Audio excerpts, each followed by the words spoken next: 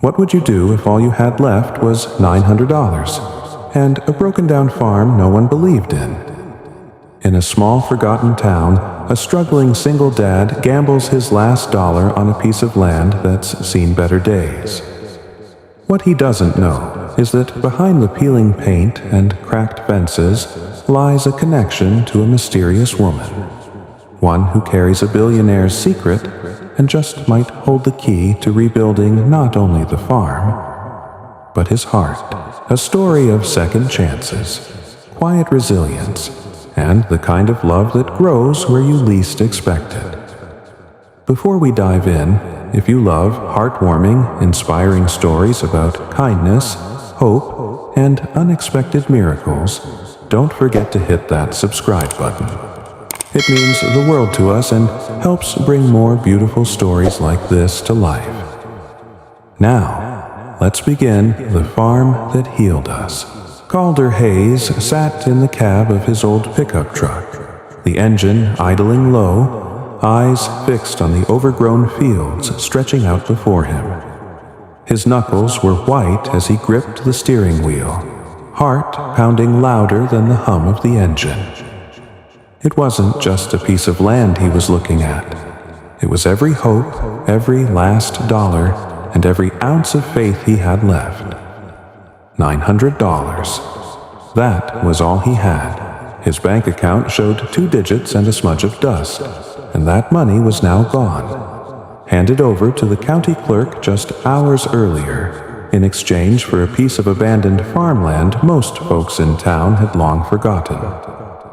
Maisie stirred beside him, her small frame curled in the passenger seat, a red ribbon falling from her ponytail. She blinked sleepily, her 8-year-old voice soft but cutting through the silence.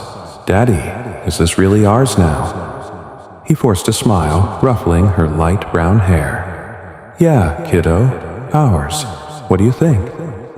Maisie rubbed her eyes, gazing out at the leaning barn, the skeletal fence posts, the wild grass reclaiming what once was neatly plowed rows. "It's big," she whispered. "Kinda sad-looking." Calder's throat tightened. Sad-looking barely scratched the surface. The farm had been in shambles for years, just a patch of forgotten dirt and decaying wood. But for Calder, it was more than a last resort. It was the very place where his childhood unfolded, filled with equal parts laughter and heartbreak. He killed the engine and stepped out, the dry grass crunching beneath his worn boots. Maisie jumped down, her small hand immediately slipping into his. Together, they stood facing the house, a sagging, peeling 2-story relic with broken windows and a crooked porch. He could almost hear his father's voice echoing faintly in the breeze, sharp like the crack of a whip. "Don't dream too big, boy. This land will break you before you ever bend it to your will." Calder swallowed hard. Maybe it would. Maybe this was foolish. But he was out of options. After losing his job at the garage, watching the bills pile up, and knowing Maisie deserved better than the small, stifling apartment they'd been barely clinging to, it felt like this gamble was the only hand left to play. He crouched down to Maisie's level, his voice low, steady. "It's gonna take a lot of work, but I think we can fix it up, you and me." Maisie nodded, her face serious in that way only little girls determined to be brave could manage. "We can plant stuff too, like tomatoes, maybe flowers." His lips twitched, the first real smile of the day. "Yeah, flowers sound nice." The afternoon sun hung low, casting golden light over the wild weeds swaying in the breeze. Calder scanned the perimeter, already mentally calculating repairs. New fence posts, cleaning out the barn, patching that roof before the first autumn rains. It wasn't just a farm, it was a lifeline.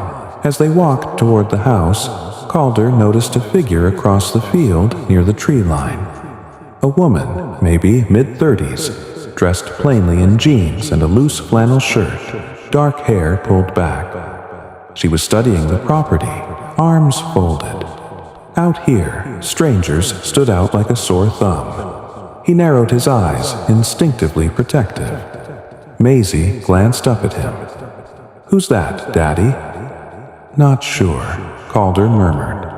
"Stay close." The woman noticed them and offered a polite nod before turning away, disappearing down a path toward a small, worn cottage on the neighboring plot. He made a mental note to ask around town later. Newcomers weren't common in Mill Creek. Pushing open the groaning front door of the house, dust and stale air met them. Inside, time had stopped, faded wallpaper peeling at the edges, floorboards creaking beneath each step, and the faint scent of old wood and forgotten memories lingering like a ghost. Maisie wandered cautiously, peeking into each room, her curiosity outpacing hesitation. Calder followed slowly, each corner of the house whispering of his childhood. Long winters by the cracked fireplace, his mother's humming in the kitchen, his father's shadow looming larger than life. It felt like standing in the middle of a wound that never fully healed. In the kitchen, Maisie's voice broke through his thoughts. "Daddy, do you think Mom would have liked this place?" Calder's heart squeezed painfully at the mention of her.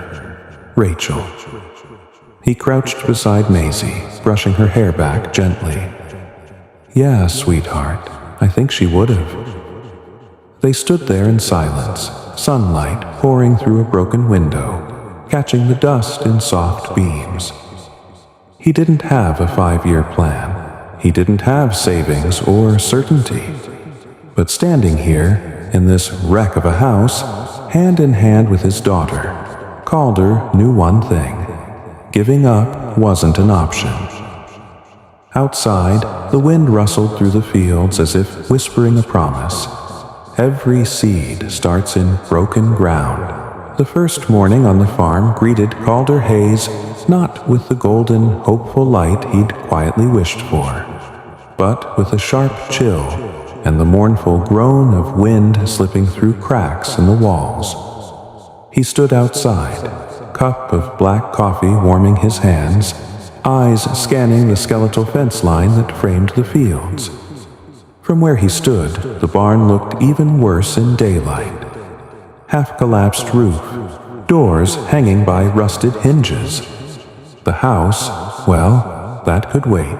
Calder had spent enough nights under leaking roofs to know which priority came first. Behind him, he heard the faint clatter of Maisie inside, humming some half-remembered tune, her small feet padding across creaky floors. The air smelled like damp earth and old hay, and beneath it, something intangible. A sense of starting over that both exhilarated and terrified him as he moved toward the back of the property, measuring steps over wild weeds and broken boards. Something caught his eye near the edge of the field. Someone. That same woman from the day before. She stood near the fence line, back turned to him, as if she belonged there, as if she'd spent years walking these fields rather than days. Her posture was relaxed, casual, but there was a stillness about her, like she was listening for something long lost. Calder wiped his hands on his jeans, his protective instinct prickling. Out here, privacy was a currency. Neighbors respected boundaries and strangers rarely lingered. "Morning," he called out, voice measured. The woman turned, shielding her eyes against the sun. Close up, Calder noticed things he hadn't the day before. Her face, framed by dark brown hair tied loosely back, held a certain calm composure. But her eyes... There was a flicker of something restless behind them. "Morning," she replied, offering a polite nod. Calder stopped a few yards short of the fence, crossing his arms. "Didn't catch you around town before. You new to Mill Creek?" She gave a small smile. "Sort of. Just moved into the old Carter place down the road. That right? Calder nodded, the name familiar. Old Mrs. Carter had passed a year back, the house sitting empty ever since. Thought it had been sitting vacant? The woman shrugged slightly. Figured it could use some company. Her tone was light, but there was something in her gaze that felt like she was weighing more than just small talk. I'm Calder Hayes, he said, extending a hand over the fence. This is my place, or what's left of it. She stepped forward, shaking his hand. Firm grip, calloused palm. He didn't expect that. Evie Blake, she answered. Nice to meet you, Calder. Evie. Short, simple. Didn't sound like she belonged to anyone in particular. What brings you out here? He asked, gesturing to the wild field between them. Her lips quirked. Honestly? Looking for a bit of quiet. Maybe learn how to work with my hands for once. Calder gave a short laugh. You picked one hell of a fixer-upper town. That's what I'm counting on. For a moment, silence settled between them, the kind that wasn't uncomfortable, just filled with unspoken things. Calder studied her. No rings, no clear signs of who she was or where she came from. She looked out of place, but not in a way he could easily define. Maisie's voice rang out from the porch behind him. Daddy, breakfast. He turned slightly. Be right there, Bug. When he looked back, Evie's expression had softened at the sound of the little girl's voice. Your daughter? She asked. Yeah, Maisie. 8 years old and already running circles around me. Evie smiled faintly. She's lucky. Calder hesitated, unsure how to respond to the weight in her words. Well, he finally said, shifting, if you're looking to get your hands dirty, there's no shortage of work around here. Evie's eyes sparked with something he couldn't quite place. I'll keep that in mind. With a nod, she turned and headed back down the path toward the Carter house, her figure gradually disappearing behind the line of trees. Calder stood there for a moment longer, the wind tugging at his jacket. Something about her lingered, an undercurrent beneath the calm exterior, like a puzzle with missing pieces. Back inside, Maisie was already setting out 2 chipped plates on the table, her messy ponytail bobbing as she poured cereal. Who was that lady? She asked, glancing up. Neighbor, Calder replied, sitting down. Says she's new to town. Maisie nodded solemnly, as if absorbing some grand adult fact. She looked nice. Calder smiled faintly. She did. They ate in comfortable silence, the hum of the old refrigerator the only sound in the kitchen. But Calder's mind wasn't quiet. He'd seen enough people come and go in Mill Creek to know when someone wasn't telling the whole story. Evie Blake might have moved into a rundown house looking for peace, but something in her eyes suggested she was running from something else entirely. And Calder Hayes had learned the hard way that everyone's running from something. Outside, the wind swept across the fields, bending the tall grass as if urging him forward. He had a farm to rebuild, a daughter to raise, and maybe, just maybe, a puzzle to solve. The next few days passed in a rhythm Calder hadn't experienced in years. Mornings broke early with the cries of crows and the occasional creak of old floorboards under Maisie's energetic footsteps. Every moment of daylight was spent knee-deep in dirt and debris, trying to wrestle order from chaos. The land wasn't giving in easily. Calder stood at the fence line one late afternoon, wiping sweat from his brow, eyeing the splintered wood posts leaning precariously, another job added to the ever-growing list. The sheer weight of all that needed fixing pressed heavily on his shoulders, but he was too stubborn to let it crush him. Behind him, Maisie chased a moth across the patchy yard, her laughter carried on the breeze. It was that sound, light, carefree, that kept him moving. "Need an extra pair of hands?" a voice called out. Calder turned, surprised to see Evie standing a few feet away, her sleeves rolled up, hair pulled back into a loose braid. She wore a faint smile, but there was something determined behind it. He raised an eyebrow. "Thought you were settling into that old Carter place." "Turns out settling isn't my strong suit." She glanced at the fence. "Figured I'd offer to help. Least I can do, neighborly and all." Calder hesitated. He wasn't the type to easily accept assistance, especially not from someone he barely knew. Trust was something earned slowly, like coaxing crops from stubborn soil. But there was something about Evie, her quiet confidence, the way she didn't flinch at hard work, that softened his instinctive caution. "You ever fixed a fence before?" he asked, half teasing. She gave a wry smile. "No, but I'm a quick learner." He weighed her offer for a beat longer, then nodded. "All right, can't say no to free labor." Maisie appeared at Calder's side, peering curiously at Evie. "You're back." Evie crouched down, smiling warmly. "I am. What's your name?" "Maisie," or the little girl beamed, eyes bright.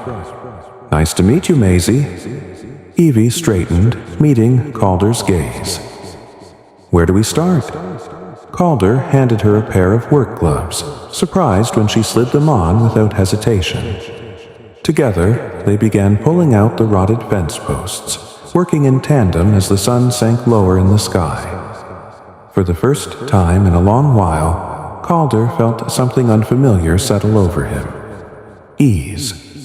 There was no forced conversation, no awkward silences, just two people working side by side, breathing in the scent of earth and sweat, the rhythm of manual labor knitting together the space between them.